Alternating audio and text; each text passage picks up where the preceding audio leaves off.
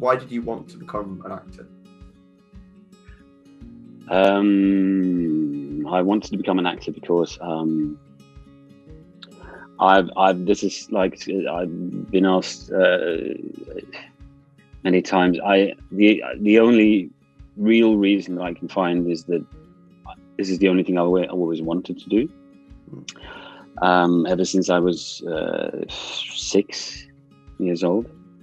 I saw this girl in my class, and when I was 7, she acted together with another girl, and she was so much better than the other girl. They did something. They were sitting pretending there was a rug, and it was supposed to fly, and I was just looking at that one girl and going like, she's so good, and I want to do that as well. And I was 7. And before that, I'd sort of already done things at family gatherings and things like that. So I suppose I've always wanted to. But I think the main thing is that I enjoy telling stories. So I love when people walk out of it, because I do most of the things that I do is in theatre. Yeah. A lot of things on sort of the main stage work. And when people leave a theatre space and they can talk about what really happened in the play, they can discuss something that really sort of went on. They can discuss the topic, or they can say, I was frightened by that, or that really took me, and not talk about the actor, not talk about that actor was great. I mean, we all love praise in some way. I can say that I love when people say that I'm doing something that's good or it's great, but when it comes to the work, I know now, because I'm almost 50, I know that when I hear people talk about the play and they talk about what really happened and they talk about the characters, that's when I really felt that I've told something, I've done something, I've told the story, and people get engaged by it. And that could be everything from a musical to something about the environment. But as long as you've told the story. So I think telling story is the main thing. That was a long answer to your question. I'm going to be short. No, it was good. So it kind of sounds like you get a better feeling when someone sees you as a character rather than an actor. Like you've told the story that well. They don't see you as they see you as like a fictional person, but someone that's connected with them. Yeah. No, absolutely. I know. But don't misunderstand, because always at the same time, when I get older, I have to admit that some of you love praise. You don't like when people don't like what you do, and you love it when people love what you do. But the basic for me, I know now, is when you can disappear into a character and they love the situation, they talk about the situation. I did a play once where people left the room and they didn't know it was me the entire play, and that was, to me, that was so good. There was a lot of costume as well, but still you could sort of completely when directors ask me to do something that others may not have thought that it could be something that I could do, when they said they sort of ask you to do something really tricky or different than what I am, I love that when you can sort of emerge into a character that's completely different from myself. So I suppose that's and really tell the story. Just work with a director that really wants to say something. So when you've already spoke about the little girl you kind of admired. Other than her, did you have any inspirations, any people you looked up to as you were kind of on this journey of becoming an actor? Well, I was born in Oslo, but I've always loved, when we did the series, the Norsemen series, we have these really strong accents, Norwegian accents, and it's easy to put that one on because it's just kind of not think about what you were saying in a way. You just kind of relax, and it becomes a very Nordic accent, very strong, but very specific. And but I've been brought up with a mother who was so fond of England. I have a godmother who lives in Exeter, and my uncle was born in Lyme Regis, and I was brought up with watching British television series. I was brought up with watching comedy. I was brought up on To the Manor Born, if you know that. It's like the old shows.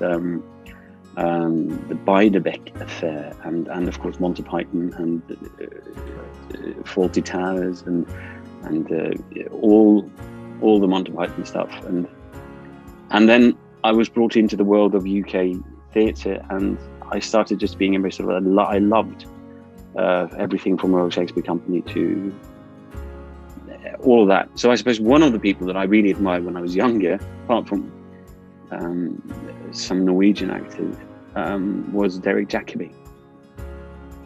Derek Jacobi is an amazing actor, but after that, Ian McKellen, Judi Dench, and then Meryl Streep, who I happened to meet once, and I was so starstruck that I could hardly speak. And then you have some Norwegian actors who's always been inspiring. But I was kind of we have a Norwegian man that everyone loves called Bjørn Sundquist, and an old actor called Torolf Maurstad. We had a great actress called Wenche Foss. Sort of all the ones you watch when you grow up, and you kind of find them inspiring. Yeah. But I can't say one particular person, but I've mentioned a lot of them. Yeah, it's like a collection of lots of talented people. That makes sense. Yeah, it's a mix of everything. But I think I'm very based in wanting to tell stories, and I think the way that UK British actors work, being brought up with Shakespeare, the way that's sort of settled in their system, it's there from the beginning. There's a basis of texts. Yeah. And I think that to me, wanting to be a storyteller, is something that I've always admired and always sort of stretched.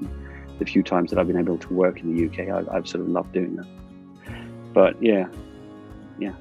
Obviously, you just touched on this. You were in Norsemen. When you were shooting that, what was that? I was surprised when you made contact, and I kind of like he must have seen Norsemen, I suppose, because not a lot of people. Yeah. Sorry, what was your question? Oh no, sorry. So I was going to say, did you, on that set, did you kind of build up any strong relationships with any people, or did you, like, what was the experience like, kind of? That's an open-ended question. No, it's fine. It was strange walking into a room auditioning for something, because they wanted me to come in and audition for the part, and it's sort of, I'm not quite sure how it sort of came about, because some people see me as sort of a very serious actor, and some people see me as that type of comedy. Not everyone combined me with thought that that was something that I normally did. But the actor who plays Arvid Jøgge, I think he said to the directors, and they've afterwards said, no, we knew it already, that they should try me, as they were trying to find that character. And I went in and read, and it's the first, almost, I think probably the first time that I've sort of left an audition saying, I think I need to call the casting director and plead and beg and go down on my knees to get a part. Because I just loved it. I love the sense of humor, and I understood that I could bring in some of my weird stuff. And then I love the directors immediately when I met them. They were the same guys who wrote the series, and they are so silly and so stupid, both of them. And they had never directed a series before, never directed a television series. And they did it with such flair and such great timing and fun. It was just a joy. Everyone thought it was joy, and we worked. The hours that we worked, we're not allowed to work. We stood up. We were up at 5 in the morning, and then sometimes we would finish shooting midnight, or we just kept on, because we had to do the whole thing twice. We did the whole thing in Norwegian, and then we did the whole thing in English. Right. Okay. And we did the whole thing at the same time that you make one television series with a really tight budget. Yeah. But I just loved it. I thought the character was evil but nice. He had no friends. and I just felt kind of sorry for him. I also felt there were a few things that I had recognized in myself, and there's so many things at once that I thought, I want to do this. Yeah. Yeah. That kind of leads into my next one, because I was going to say, what was your immediate reaction to reading what Orm was like in the script? Well, I guess you kind of already touched on that. Oh, well, I didn't know about everything, so I'd read what they'd given me for the audition for the, and I met with Silja, who plays Freya, the Amazon warrior, and she we had a great connection at once, so we just kind of we both started laughing out loud.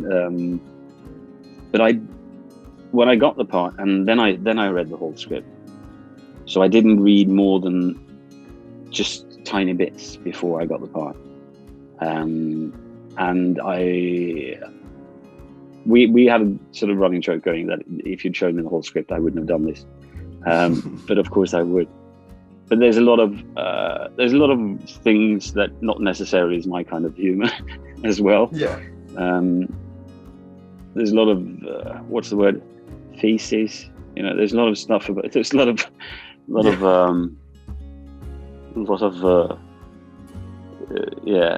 human excrements and sex and violence and things like that. It's just kind of we would have our arguments. I would go like, is this really necessary? And they would go, yes, because that's him and that's how he is.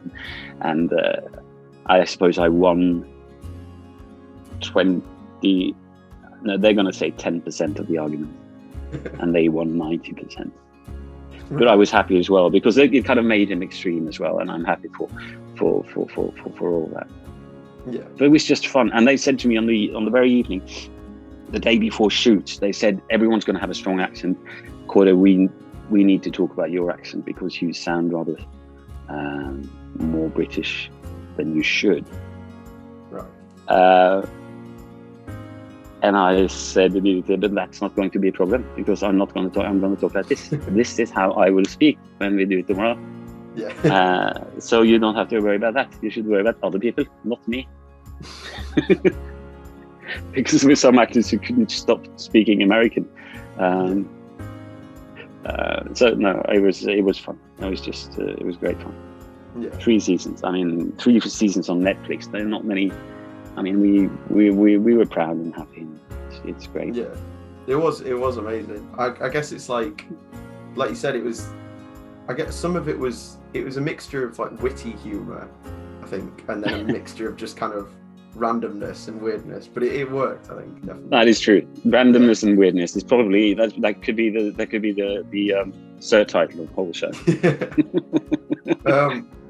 Well, I was going to ask now, what, if you can remember, what was the most awkward scene to film in Norsemen? Because I guess there are quite a lot. God, where to start?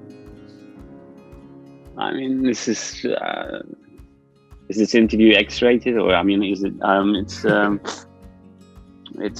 were many awkward scenes, many, as I said, many. Yeah. I suppose many humorous fights that we had. One long email that I wrote, and I said, I'm not going to do that, and they finally said, we agree, and they still agree. It was just over the top and too much, and it wasn't really funny. But that was one scene in the entire 3 seasons. I'm not quite sure what was there was a scene with me and Bjørn Myhren in the forest, where I sort of tried to explain to him that he must have felt something from me, and he was just thrown by that he must have had feelings for me. Very awkward scene, just to do, but he's so nice, the actor Bjørn Myhren. I mean, all of them, but just very kind. I suppose one of the most difficult scenes, not difficult, but I was so worried, because I had a huge thing when they meet in season 2. They go to this, can't remember the word, but there's a big meeting, a big gathering, and they talk about the chieftain being molested and raped and things like that. And instead of keeping my mouth shut, I sort of walk into the ring and I start talking, which my character, he shouldn't do. When he starts jabbering, or him start jabbering, he's just, will someone please stop him? He just makes it worse for himself every single. And there was like 100 extras around.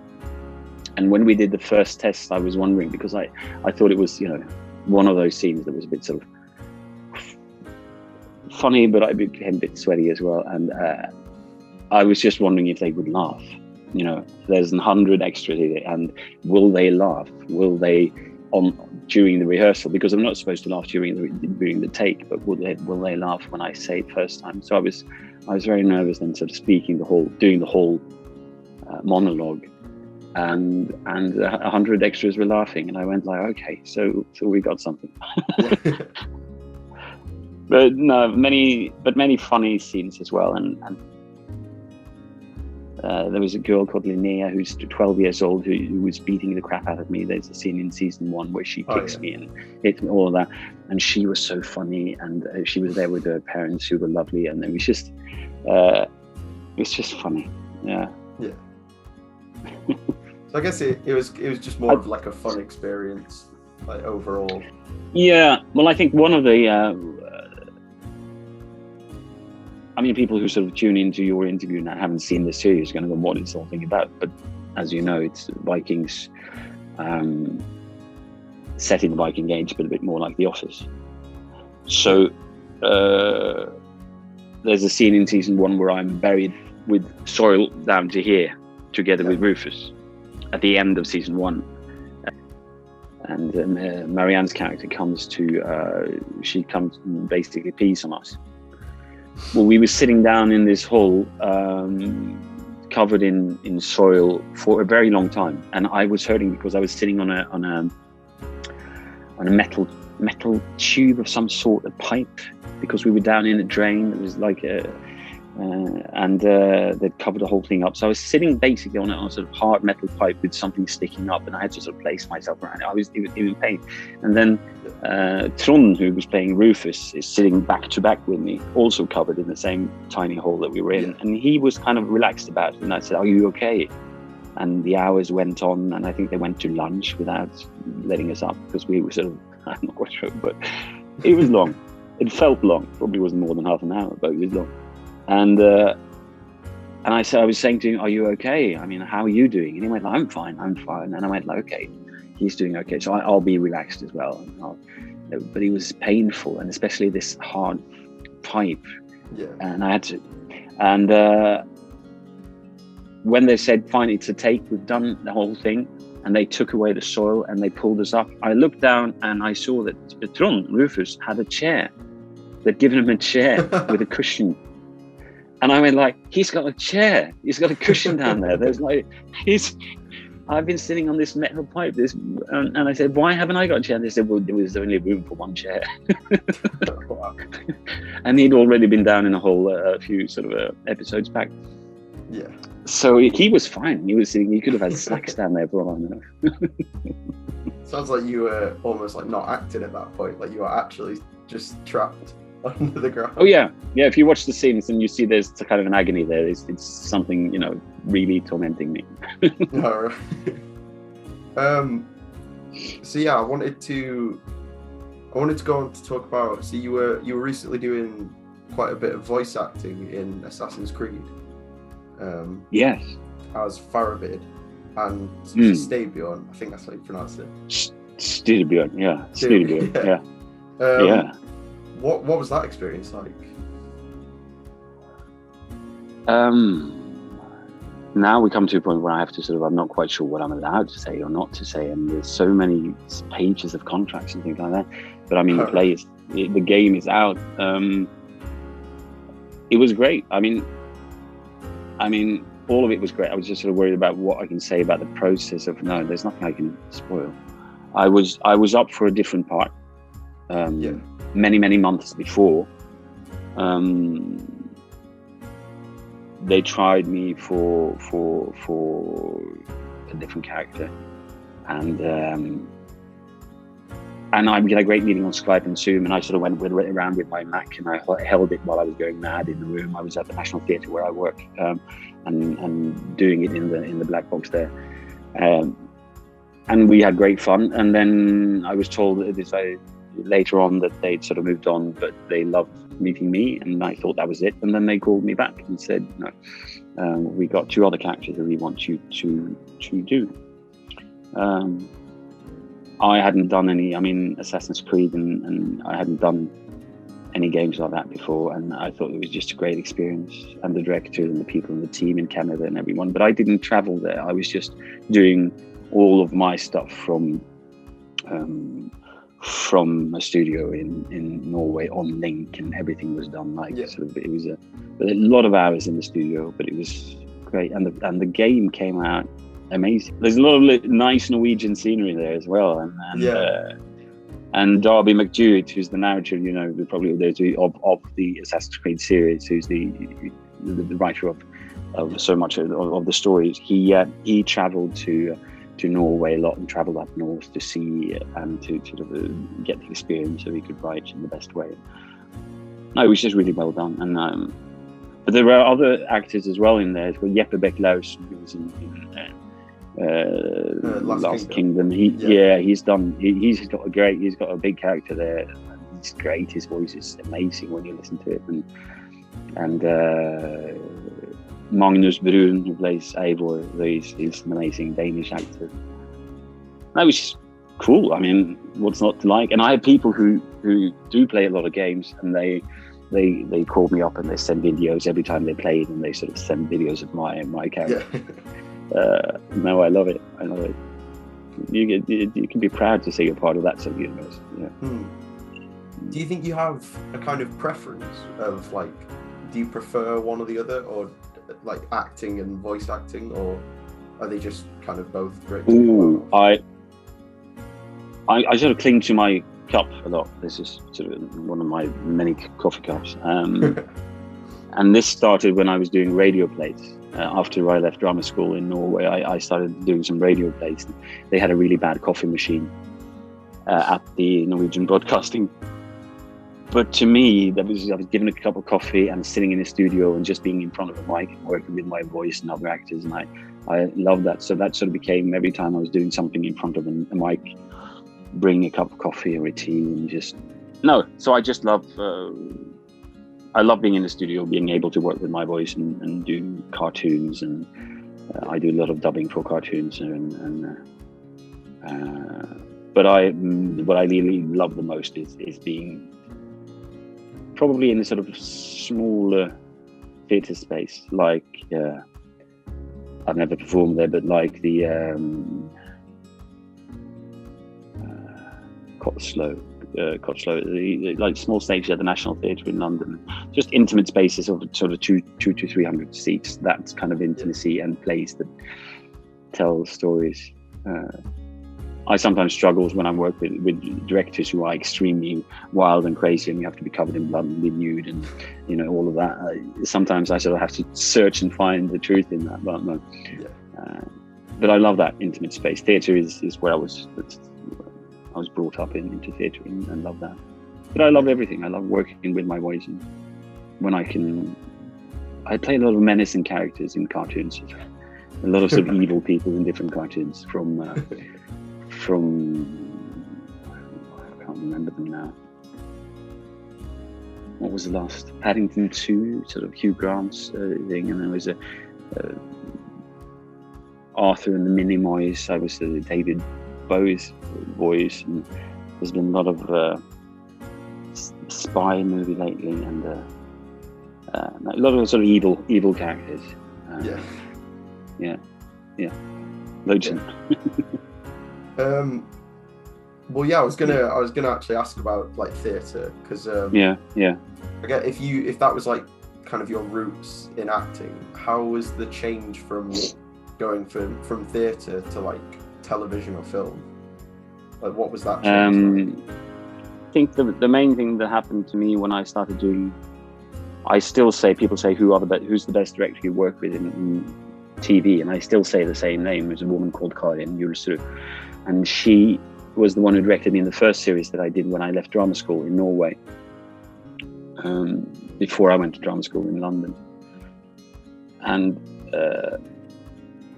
she just made sure that I was always at ease before I went on, never overacting anything, not doing too much. So I think the main thing that I've always tried to keep focus on, I've done, a lot of sort of comedy things as well, and you need to be a bit over the top as well, but it needs to have a truth in it. But I think the main thing is always, sometimes I can notice that I for the first take, if I've just come straight from a play, I can do just a little bit too much, as just a tiny fracture of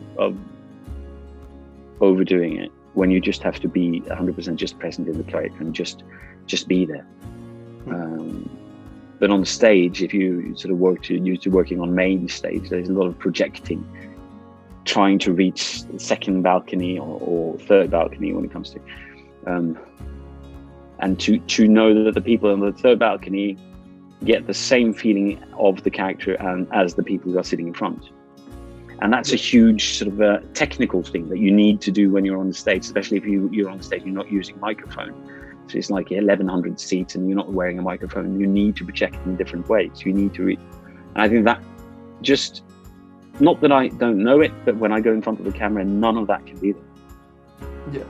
And if you sort of switch between theatre and film every single daytime shooting a film and then going on stage, you just need to be aware of none of that. You need to be just as truthful on stage, but you need to do that technical thing as well, to be sure that you reach, to lift your eyes, to make sure that your voice reaches through that wall beyond the third balcony. And that's just a technical thing you need to sort of. So I think that was the main issue for me, just be brave enough to do as little as possible and just be in the character 100% and know that the camera will find you. Yeah. Because wasn't it? I think it was Al Pacino who said something that you can film me for hours, but if you haven't caught, I think it's something, you can film for hours, but if you haven't caught my soul, he said, then you haven't got a film. And I think the relationship between the director and an actor on screen needs to be that trust that you can just do nothing. He will be there or she will be there to find you with the camera and the crew, so that they can see a tiny fracture of, well, I suppose soul is a good word. Something that comes through, so it becomes a really good film or a good series. So that's turning all of that off. I've got long answers to your question. It's all right. It's great. It's great. More interesting. Because I spoke to Harry McIntyre from The Last Kingdom, and he said some of the best experiences he's ever had were on stage in a theatre, and he said it's like a completely different experience, like you've kind of said. But he said one of the things you've got to watch out for is like burning out, because like you just touched on, you've got to like project yourself and give that same impact to everyone there. But then if you're doing the same show like quite a lot, like on different weeks, you can like burn yourself out. And he said that's something you've got to watch out for. True. Yeah, absolutely. I agree totally with it. You need to find a reason to do it. I mean, we did a play that we originally, I think it came originally from, did it start at the Edinburgh Festival? No, it started in Scotland.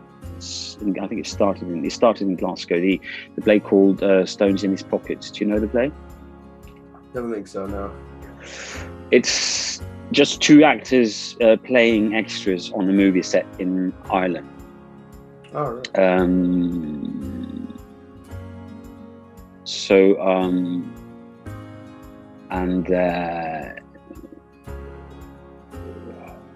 I just need to recap it because we haven't done it in a while. So the two extras being on a movie set, and there's a whole thing of actors and other actors and and Hollywood diva and director and producer and other extras but all of those characters are being played by the same two actors. So it's just two actors on stage the entire time with just one costume each. So we played, and we play that play. You just tip the hat and you do something, and it's a remarkable play, really well written. And we played it, I think, 250 times. Oh wow! I think we did the show. And in Norway, that's quite sort of sometimes you've got the Mousetrap for 60th year or something, but not the same cast. But I mean, you need to go on stage. We always look each other in the eye. We did an Ibsen play recently that we played for a long, long time by Henrik Ibsen, and me and the actress there, or the guy who did Stones in His Pockets, we always look into each other's eyes and go like, okay, so now this is all new. Everything's new. You've never done this before. The audience have come. They've got they've got the tickets on their fridge for a long time with the magnets. And this is the evening, and we can't just say, well, we did this yesterday, so we're just gonna, play by ear. We need to, I mean, those are the tickets they pull down from the fridge, and they're really here now, so we need to do it. Yeah.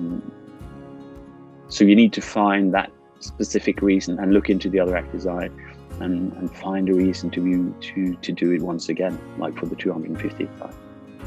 But if it's a good play and great actors, then you don't have to think that hard.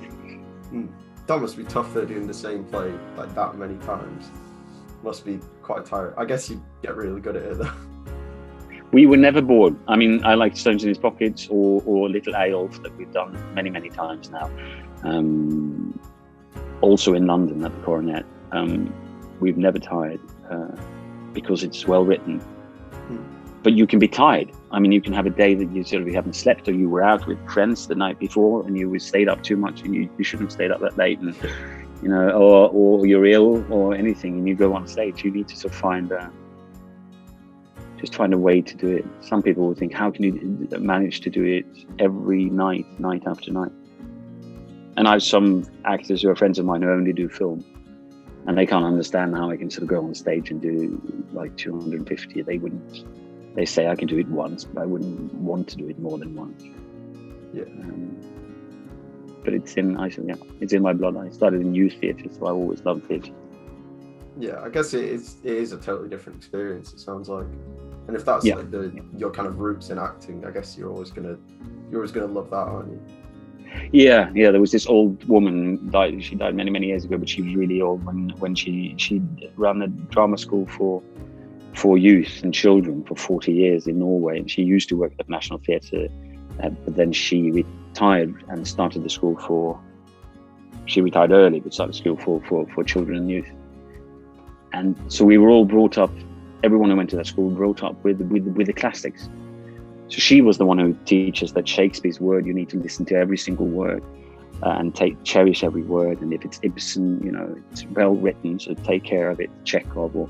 And we were 14, so it was an early start. And she made us read poems that we thought were sort of so heavy and full of words that we didn't understand. And suddenly she could open up that universe to us, and we would love that word that we hated before because it was old-fashioned. And we sort of realized that word now can be used in a way that I could never do in my own language and my normal language. So she would make a lot of young children and youth experience that really good writers have words and ways of saying things that heighten the situation or lifts us, or you can read a love poem to somebody you have a crush on. If I'd known that when I was 10 and I had a crush on this girl, and if I'd known that there was something called really good writers, and, that if I read the poem well, then I could have done much better. Or I would be considered a geek, probably. Who knows? So you've kind of touched on like how you've got to have like a good connection with your cast, like your co-cast. That's not right word. And I was wondering, have you ever had difficulties with anyone you've worked with? Obviously, you don't have to name them. And if that is the case, how do you kind of resolve that or get past that? I have had situations like that. I had an actor once who walked off stage in the middle of a scene when there were 700 people in the audience. In the middle of our scene, he would walk off stage and leave me alone in front of 700 people.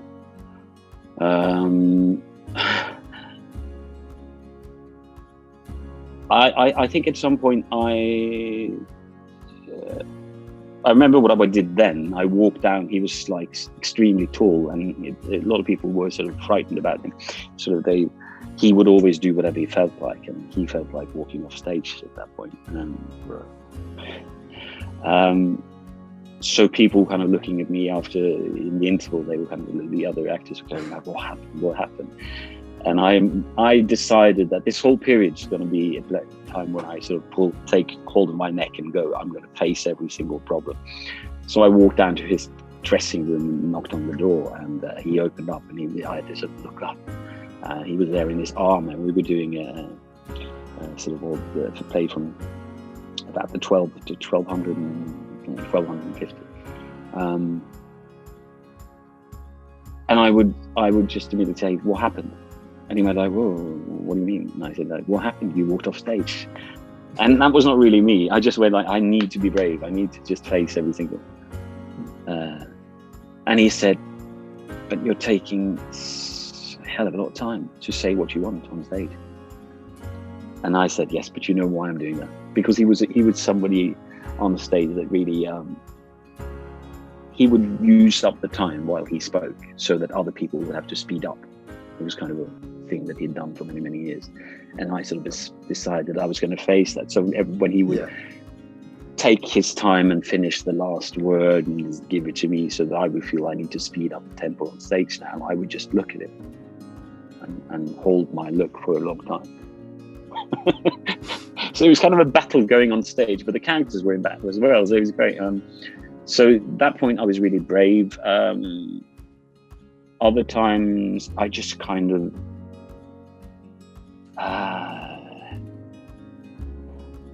I did work with an actor once who always said something bad to me before I went on stage. He would say things like, before you go on stage, don't do that thing with and I'm like, what? And he said, no, you have to go. So I would walk on stage with a thing going, what did he mean? What was I not supposed to do on stage now?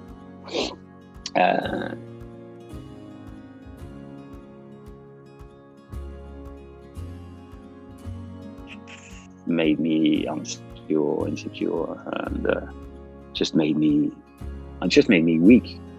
And I didn't face up to him, and I didn't do, things like that. So, but now I suppose if there's an actor who I've worked with so many different artists and painters, and I know that we're all so different, and everyone has their approach to things. So I think now basically I kind of go along with anything. A director who's mean, or if he's mean to people in a bad way, then you have to say something. Yeah. But as long as it comes from a sort of artistic point of view, I think I can sort of take a lot of and I'm probably weird as well. But I know that I can be tolerant in a different way than because we want to come to a result. We want to make a great play. Yeah. And if that's the way the actor works or the musician works or whatever, I think, as far as possible, try and meet that person on the level that person is on, because then you can create something that's meant for the audience. Otherwise, you're just going to have internal struggles, and try and understand if it comes from an artistic point of view. If that person is just struggling to find what to say and how to do it in his or her strange way.